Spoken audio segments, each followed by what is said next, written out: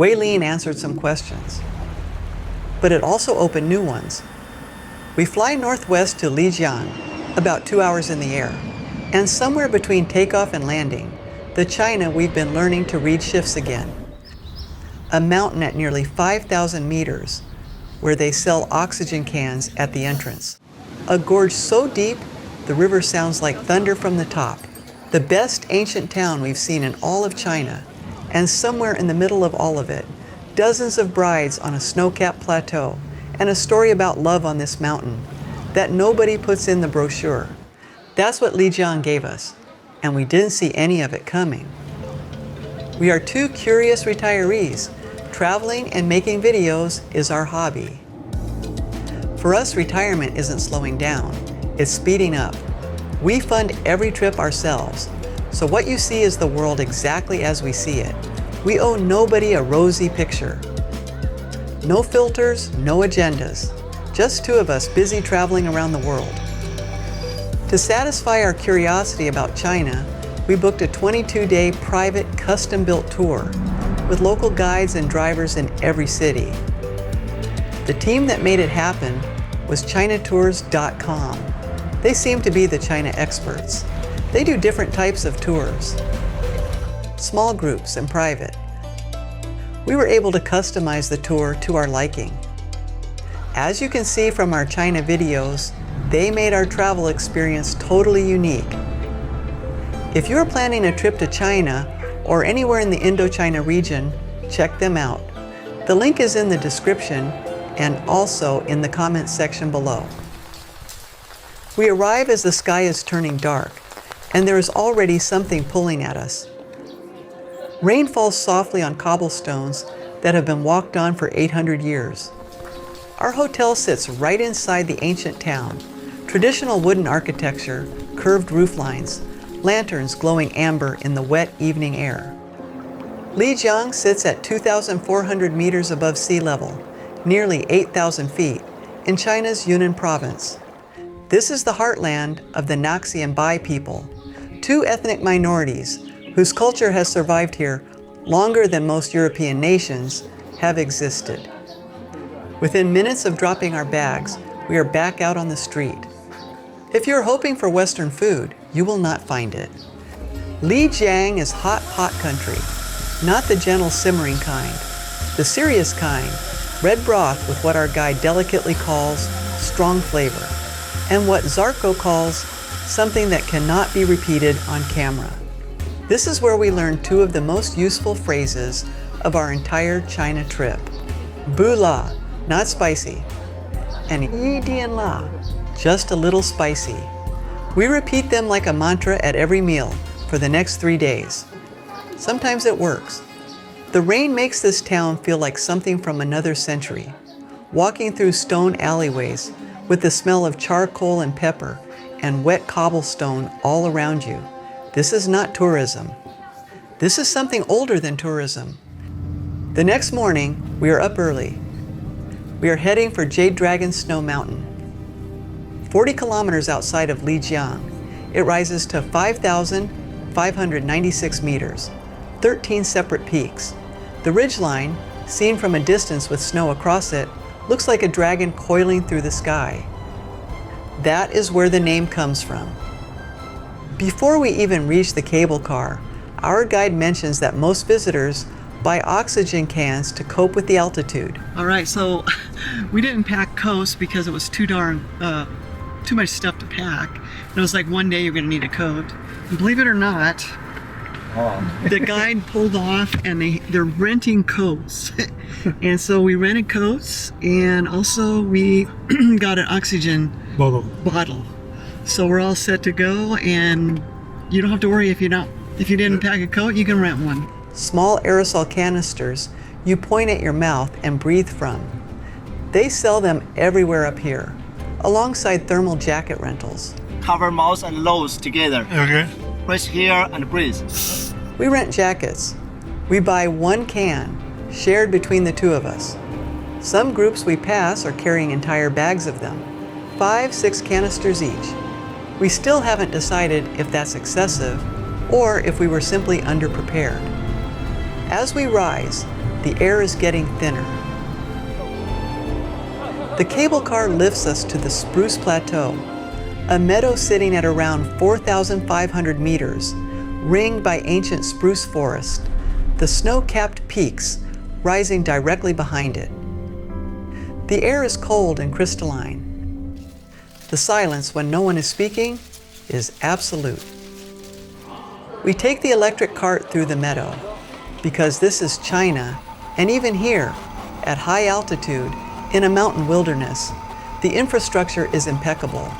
Paved paths, quiet electric vehicles, not a piece of litter anywhere.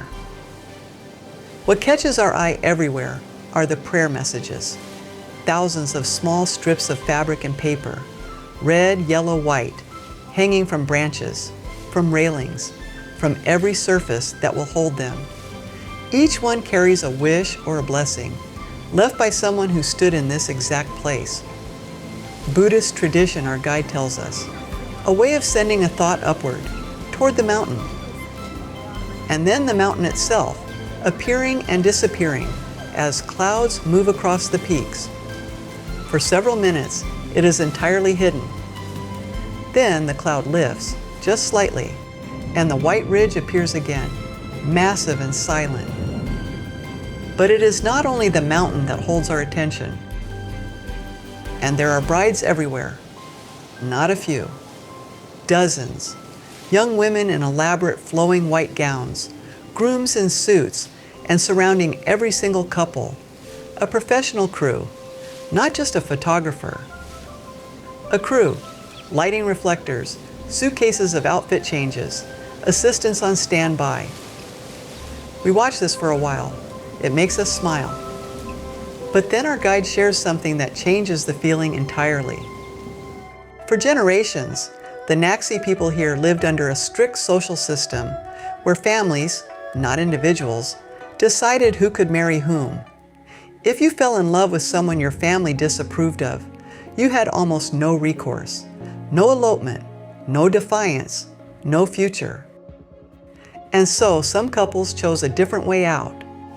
They would come here, to the foot of Jade Dragon Snow Mountain, the sacred mountain, the dragon of the sky, and end their lives together, believing they would be joined in the afterlife in a way they were forbidden to be in this one. We think about that as we watch these young couples laughing, adjusting veils, checking the camera. They chose each other freely. They have the money and the time to spend an entire day on photographs. And yet, they come to the same mountain, the same light, the same water. China has changed fast. But some places hold their history, even as they move into the future.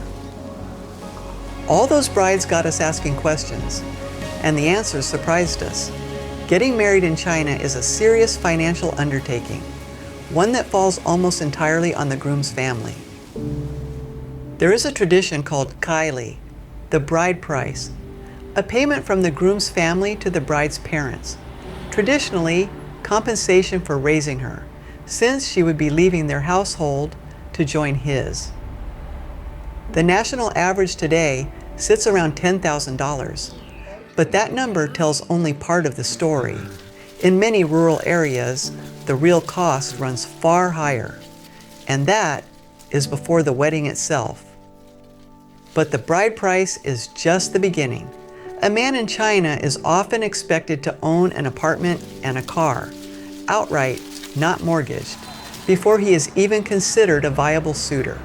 In a country where city property prices have become staggering, that is an enormous pressure on young men and their families.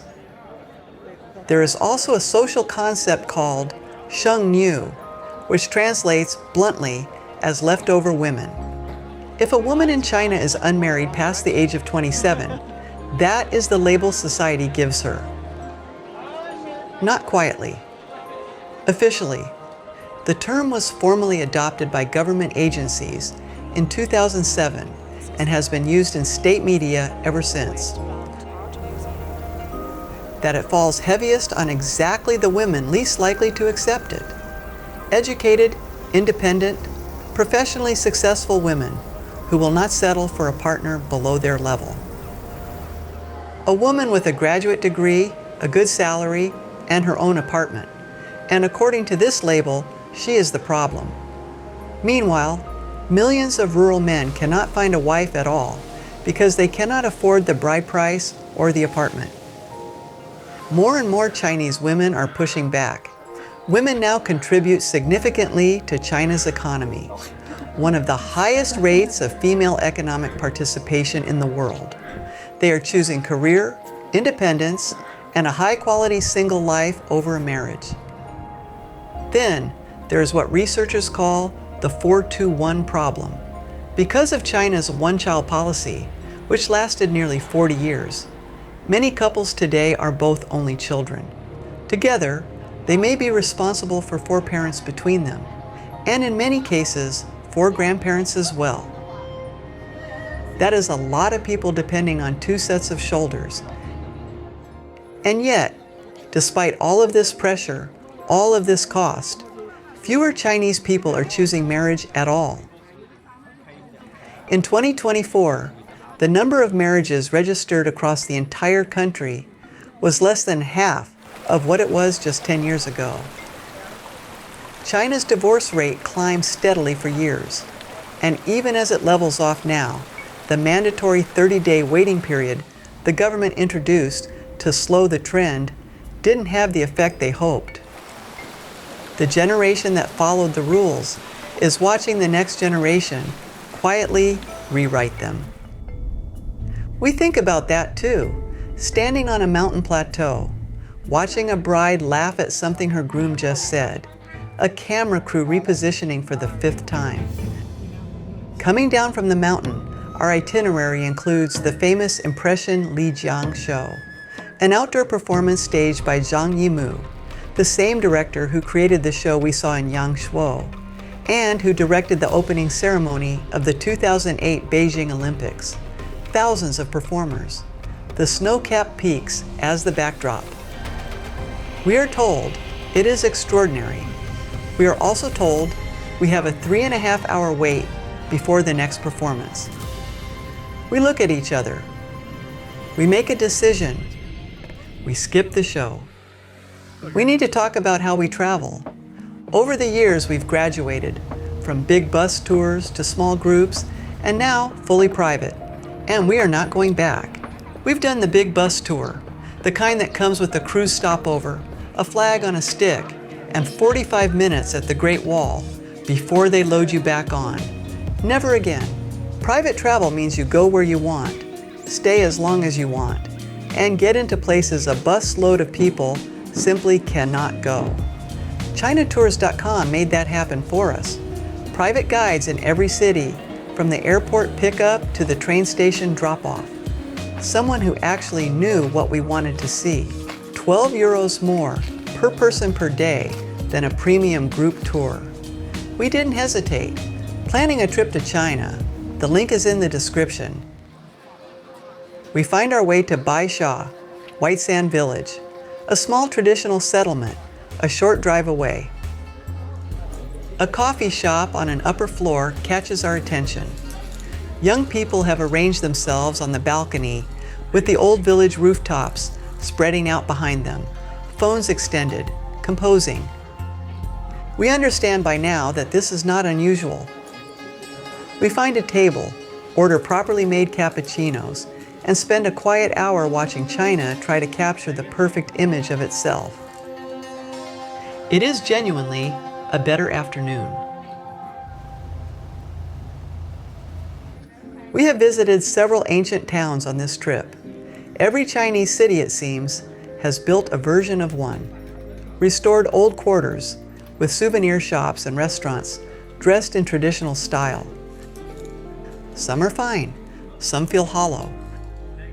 Lijiang's Old Town is different. It is genuinely enormous. Not a small preserved block, but a sprawling living quarter with hundreds of alleyways branching off in every direction. Stone streets. Canals threading through everything, fed, as we will later learn, by a single spring on the edge of town.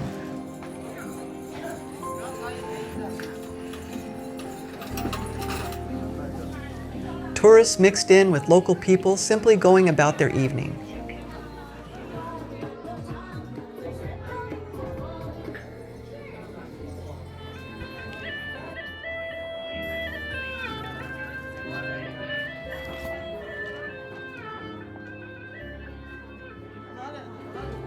In the evening, we walk toward the open-air market and step into something else entirely. Fruit vendors, food stalls, local families out after work. The smell of whatever was grilling on the cart you passed 30 seconds ago. You stop looking and start absorbing. You let the river of people carry you. We get completely lost. This is when we find out, the hard way, that Google Maps does not work in China. Not imprecisely, incorrectly. It sends us the wrong direction twice. Before we head back to the hotel, Zarko stops to pick up a shirt he ordered the day before. Finding clothes in China that fit a large European man is an adventure. Nothing ready-made came close, but one shop owner offered to have something made overnight. Fabric chosen, measurements taken, done by morning. Zarko picks it up, tries it on in the shop, and likes what he sees. He walks the rest of the evening through the ancient town wearing it. Immediately at home in it, that is very much him. On our third day, we drive 100 kilometers into the mountains toward one of the most dramatic natural sights in China, Tiger Leaping Gorge. The drive earns its keep. Away from reconstructed old towns and tourist complexes, the road takes us through the real countryside, small towns, farmland, roads that follow mountain ridges, China at a different scale. On the drive, our guide mentions something neither of us had ever heard of, the ancient Tea Horse Road. You've likely heard of the Silk Road, but China also had the Tea Road, a network of mountain caravan routes where merchants carried compressed tea bricks from Yunnan all the way to Tibet and beyond into Central Asia, by horse and by foot, for centuries. The zigzag paths of those routes are still visible on the mountainsides here, carved by centuries of hooves and footsteps. Tiger Leaping Gorge arrives as a surprise, not just the gorge itself, but the 4 covered escalators China has built to carry you down to it. 4 of them, one after another, each dropping you to a small platform for photographs, before the next one takes you deeper. At the bottom, you understand immediately why people come. The gorge is carved by the Yangtze River, the longest river in Asia. Here, in its upper reaches, the Chinese call it the Jinsha River, the river of golden sand. It squeezes between 2 enormous mountain ranges, Jade Dragon Snow Mountain on one side, Haba Snow Mountain on the other, and at its narrowest point, this mighty river is compressed to just 25 meters across. From the peaks of those surrounding mountains down to where we are standing, the drop is nearly 3,800 meters. The gorge takes its name from a legend. A tiger, chased by hunters, leaped across at the narrowest point, using a rock in the middle of the river as a stepping stone. Driving back toward Lijiang, we stop at the first bend of the Yangtze River. The Yangtze is the longest river in Asia and the 3rd longest on Earth. And here, in its upper reaches, it does something extraordinary. Flowing south from the Tibetan Plateau, it hits a wall of mountains and makes what is nearly a complete U-turn, reversing direction to head northeast, almost 180 degrees. On the way back, we stop at a temple that most visitors to this region miss entirely. Zhiyun Temple, a name that translates as pointing at the clouds. The legend says that a Tibetan Buddhist master visiting the region could not decide where to build.